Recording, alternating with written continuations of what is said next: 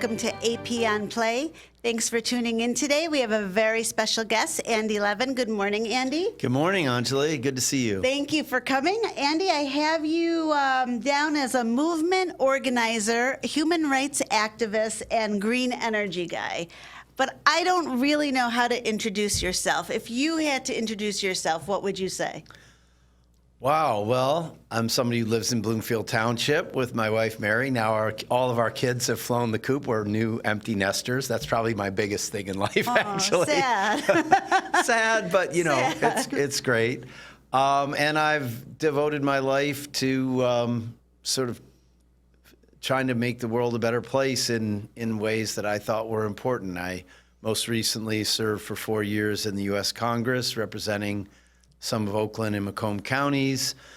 Before that, I created a clean energy startup company. And before that, I served in the state government. I've served in the U.S. Department of Labor.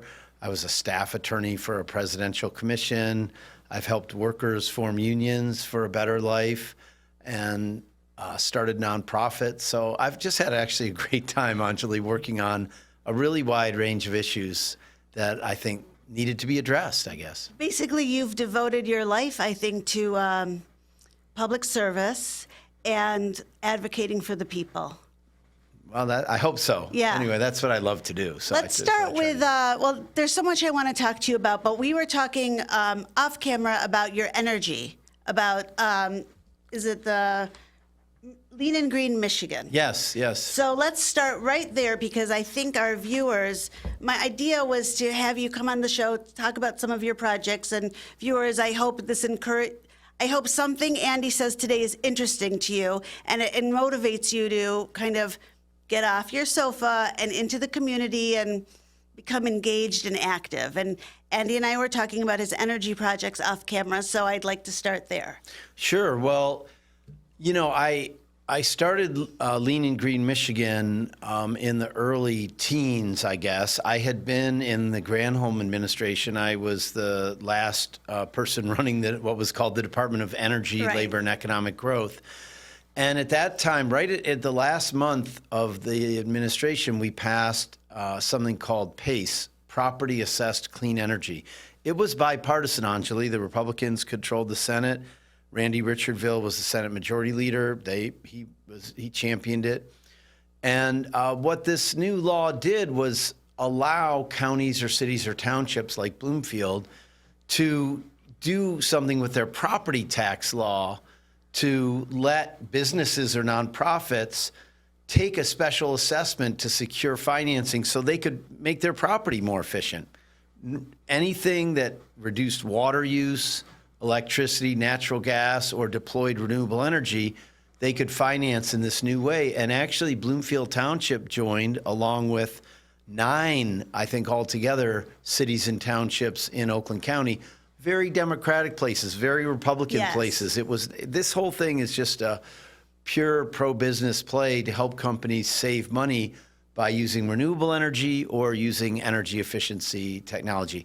You could think of new boilers, new chillers, tinted windows, white roof, green roof, solar, geothermal, Right, low yes. flush, low flow, anything that anything. saves money and energy and helps. My interest in it helps save the planet along the way. So it's good for the business and it's good for, everybody if we use less energy or use renewable energy. And you said Bloomfield Township recently joined. No, a long time ago. Oh. It was, it was, I would guess, in maybe 2015. I'd have to look it up. Okay. But, we had Rochester Hills, Ferndale, Royal Oak, Troy, Orion Township, and Bloomfield Township. And we had projects early on in those years in the teens, like Heller Manufacturing in Troy used it, I remember, and a distributor in Orion Township, and we had a bunch of projects in the suburbs, and now it's just exploding. I mean, we have, I think, 58 local governments in Michigan covering 75% of Michiganders are part of this Lean and Green Michigan statewide market, and I think we've done something like 200 and $60 million or $270 million of financing. All of it, each one is just some business, somebody wanting to build. Now we do new construction too.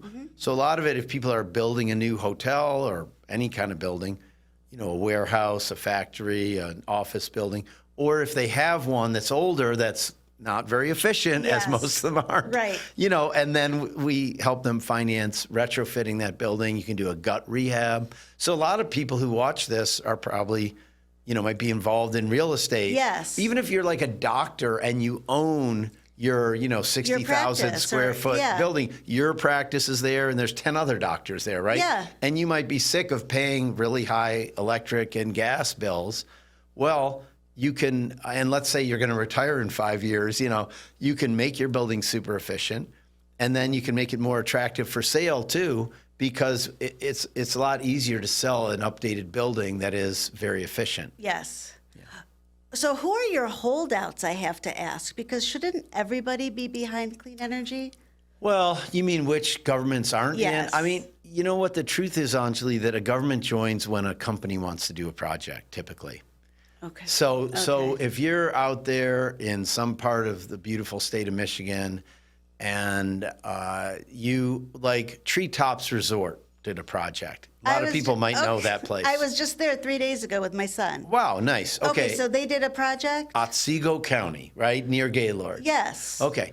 Otsego County, like the county government people aren't sitting there thinking, what program should I join, right? Right. But you, the owner of Treetops, go to me, like the county, whatever they have there, county commissioner that's your friend or something, and you say, yo, I want to fix up this place. It's been around a while. It's inefficient, but I need you to join this program. So that's how counties or cities or townships tend to join. And what did Treetops do, pray tell? Oh, they did a lot of things. I think they did lighting, LED lighting. Okay. They did definitely new heating and cooling systems. I mean, anybody who's been there, it's like a wonderful place that's more like a vintage place. It's not like it was built yesterday, Very right? vintage, Right. yes. So they have, lodges and restaurants Yes. and rooms that are older, and they made them all much more efficient with lighting. I think they did some plumbing work and heating and cooling. So once the business wants to get on board, then the county would join. Typically, that's a lot of the way it happens. Okay. And that says a lot about Lean and Green Michigan. We're really just there to help businesses and nonprofits be more efficient and save money. So the role of government is very limited. They have to be part of it or it can't happen. But what are they actually doing? Let's say Bloomfield Township. How many tax bills do you think are on the rolls of Bloomfield Township, right? Every house, Yeah. every business, right? Every building, right, has a little property tax bill. All this is doing is modifying, let's say a jurisdiction has 30,000 tax bills. I don't know. What happens when a project goes through in PACE is one property is putting a special, or the county or the township is putting a special assessment on one of its 30,000 tax bills. So the role of government is actually very small, but without it, this can't happen. And, Right. And when you do that, why this is important is, let's say a resort does a $2 million project to redo their energy systems, right? Yeah. Well, they're going to borrow the $2 million from a lender. And the reason this is magic is now Otsego County or Bloomfield Township, any local government, has put a special assessment for $2 million on that building. That means that the owner's payment on the $2 million loan back to the lender, legally speaking, technically speaking, it's a tax payment. That is secure for the lender, right? Because if you don't pay your taxes, the county sheriff comes and takes away your Yes. hotel or office building, right? So the lender will now lend you money. You're a business, right? But they'll lend you money as if it was a home mortgage. They'll lend you money at a fixed interest rate for 20 or 25 years. And that means that the project cash flows. That means you're going to save more in energy than you're paying on the loan every month or every year. Right. And so it's great for you. The lender makes their little interest. The contractor gets the work and makes the money. Everybody makes money. Everybody's happy. And everybody's happy. And that's why it's such a great play. And that's a good lesson for everybody, that good public policy is necessary for capitalism, for markets. this is a little market imperfection. And a little bit of government involvement is okay. It's a good thing. Yes. Yeah, where it's Yeah. smart. Where it's Yes, smart. It yes. can be stupid, then it's not a good thing under any circumstances. It can But often be stupid. Yeah, but where it's smart, Yes. it really helps. Yes. And this is, I think, that's why I loved this. I was like, wow, whoever dreamed this up was really smart. Yeah, this And it's is a good really idea. cool one. And this is Lean and Green Michigan. Yeah, anybody can actually Google it. Yes. Lean and Green Michigan. It'll come up. And we're an open market. Yeah. So anybody who's watching who's a contractor, you can do projects. Anyone who's a property owner, you can do you could do projects on the buildings you own or Right. on the building you're building. I think I'll segue into the Uncommitted Movement. Yeah. Michigan yeah. Uncommitted. And I have to tell you, my son is a 10th grader, and I picked him up from school a few months ago, and he told me all about this Uncommitted Movement. He said, Mom, people are going to go and vote in the primary, and they're not going to vote for anybody. They're going to vote uncommitted. And I said, you are crazy. Nobody's getting off their sofa to go to the voting booth and vote uncommitted. It'll never happen. Boy, was I wrong. 100,000 votes, I think you got. Yes, over 100,000. Yes. Okay. Well, why don't you explain the Uncommitted Movement, Yeah. and then I'm going to ask you some questions. Sure. Well, so first of all, the thing that people have to realize is this is a presidential primary, right? And so what are the mechanics of presidential elections? We actually, when we're voting in a primary, we're voting for delegates who are going to go to that. So if you're a Democrat, you're voting for Democratic delegates. If you're a Republican, you're voting for Republican delegates. And they're going to go to the convention, like the Democrats are in, I think, Chicago, and the Republicans maybe in Milwaukee or something. I think, yeah. So and so the people who came up with this idea said, well, we are so mad at President Biden about this war in Gaza. And the U.S. is funding it. And so we're involved. And we give more aid to Israel than we give to any other country. And we give this specifically military aid, like the 2,000-pound bombs that are being dropped on civilians, So people were very upset.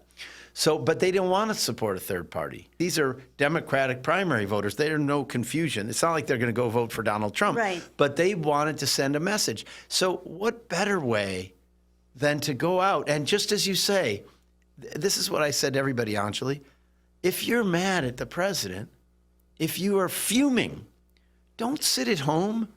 Don't, have like in a cartoon, the smoke coming out of your ears, right? Because you're so mad. Go and tell them.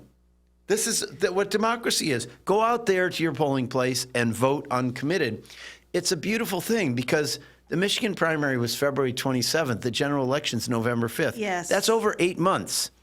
You are sending him a message that he has time to hear, that you need him to change course on Gaza.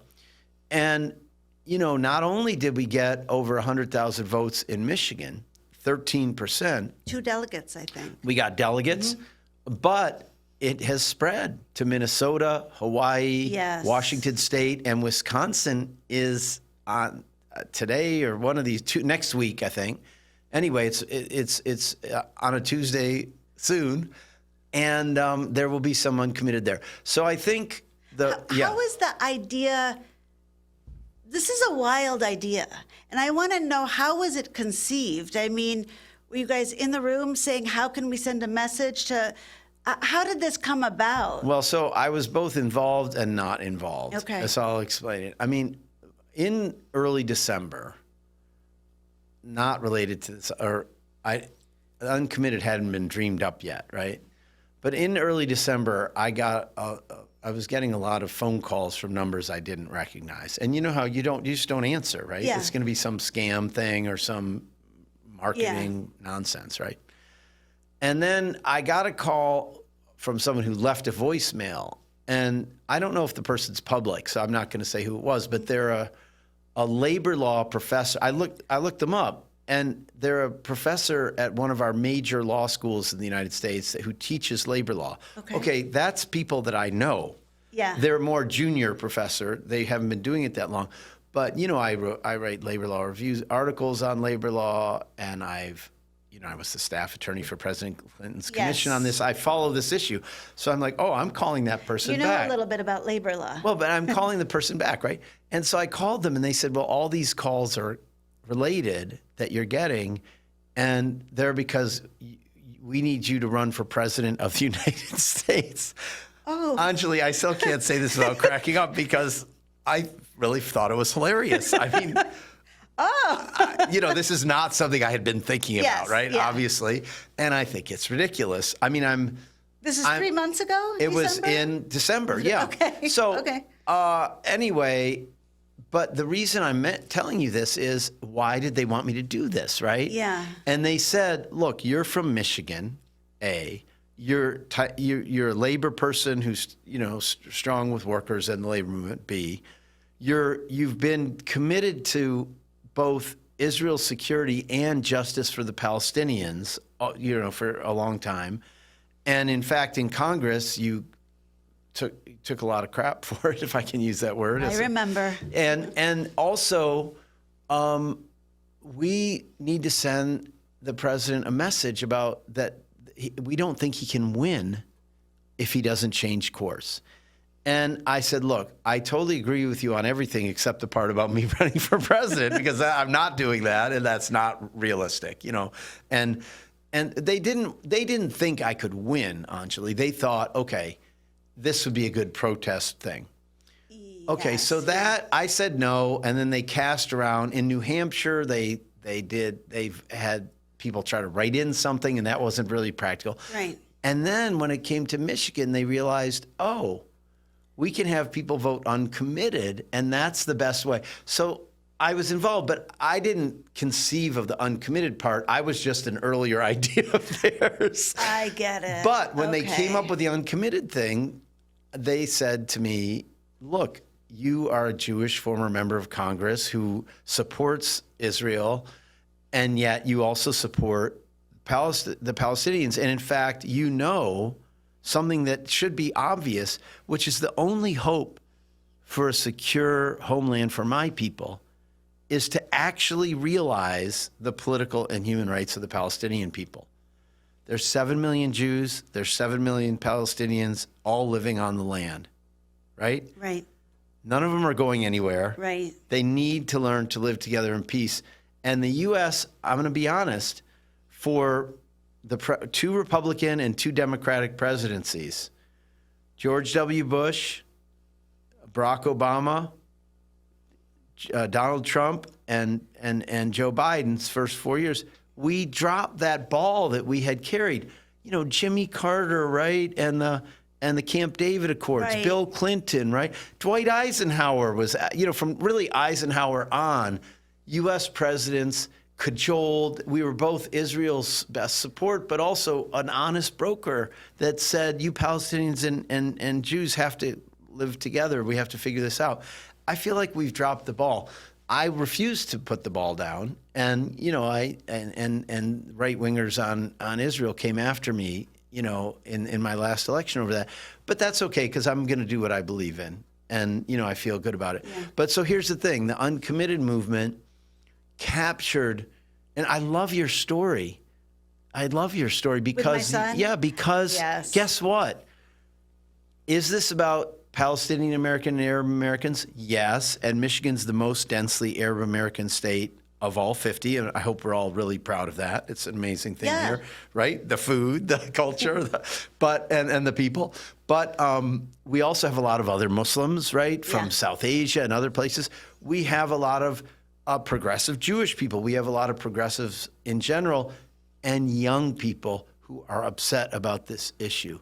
So your child may be a non-voter yet, too young. Yeah. But places with a lot of college voters voted disproportionately uncommitted. I saw that. Ann Arbor, Yes. East Lansing, Yes. et cetera. So this is a Yes. movement of young people against war. Well, really. my story actually gets better because a few weeks later, we got a call. Oh, And it was from the Uncommitted campaign. wow.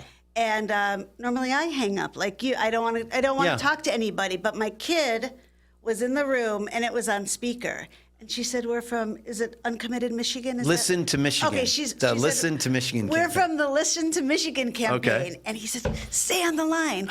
So Is this the same 10th grader? the same 10th grader. Okay. So he started feeding me questions to ask her. And they had a really intelligent dialogue about this movement. So that's He so was your teaching movement Mom. worked. Yes. I mean, don't we He learn was from our kids? Yes. Yes. I mean, my kids, I just don't get me started. They're so much smarter than us, Anjali. But he's probably your target, like you said, a little younger than your target audience. Well, But so it's not. So I want to flip it on you though in this way. I didn't do this because I'm trying to persuade people of something. The only people I'm trying to persuade are the president of the United States and his campaign that they have to listen to Michigan, or they have to realize something. I can't figure out the electoral college math without putting Michigan on their side. Yes. Our electoral college. So you got to win. So Joe Biden has to win Michigan. And here's the kicker, Anjali, about the Listen to Michigan campaign. I don't think he can win Michigan without actually changing policy on the Israel-Palestine situation. I just think this isn't, people have such strong feelings about many issues, right? Guns and reproductive rights and all these different issues we have in America, right? Sure. War, when you and I are college students and our Palestinian friends, cousins are all dead, we're all freaking out. Right? Their families die. It's a war, and it's so many civilians being killed, right? Like, let me just give you one example. In 2022, just under 3,000 children died in all wars in the world. In Gaza, 12,500 children died in 5 months. I mean, this is Right. not okay. Well, what is So that's why, and I think we're starting to see a little bit the president's changing. Well, this is what I wanted Yeah. to ask you. What's part 2 of the Listen to Michigan campaign? What has happened? It's been very successful. The uncommitted vote was enormously successful. What has happened in response to that, if anything? Well, I don't think enough, Okay. but I think it's starting. So the president, his own rhetoric has changed. I thought the vice president's speech in Selma, Alabama, really broke through. Mm-hmm. The press reported that the White House had clipped back the word she used, actually. But her emotion came through, right? It was very clear. And then the most senior Jewish member of the government in America, the Senate Majority Leader Chuck Schumer, gave a really historic speech about this. So we need to see actual ceasefire. Yes. We need to see actually that the U.S. says, well, Israel, we're going to keep giving you Iron Dome. We're going to make sure you have your defensive weapons. We want to be sure you're secure, but we're actually not going to give you offensive weapons to prosecute a war in this way. We're now in a situation where almost 2 million people are at risk of starvation. I mean, we're getting to the UN experts' highest level of famine. This is insane. So we need to continue to see more change. And, here's But you've seen the beginning of movement. Yes, The beginning exactly, of movement. the beginning of movement. And I think Yes. that I feel, and here's the thing, for anybody who says, and if Democrats say, Andy, I'm mad at you because, you're getting people to vote against Biden. I say, no, you don't understand. These people were just going to sit home. These people were just going to sit home. And that is my respect for the movement, politics aside, is that I think, got 100,000 people off the sofa and in the voting booth. And that is cool. That's because this isn't people who were going to come out and vote for Biden or anybody else. Right. They were just, and the thing is, it would be invisible, right? Yes. You have Yeah. all these Americans, all these voters, all these citizens who would have been invisible. The president literally wouldn't have gotten the message. And so this is democracy in action. And my hope as a partisan Democrat, is now enough of those people that the president will change course enough. And I really want him to change course because it's also the right thing to do. So it lines up for me, Anjali. Yeah. It lines up. What I want to see the president do, become a peacemaker.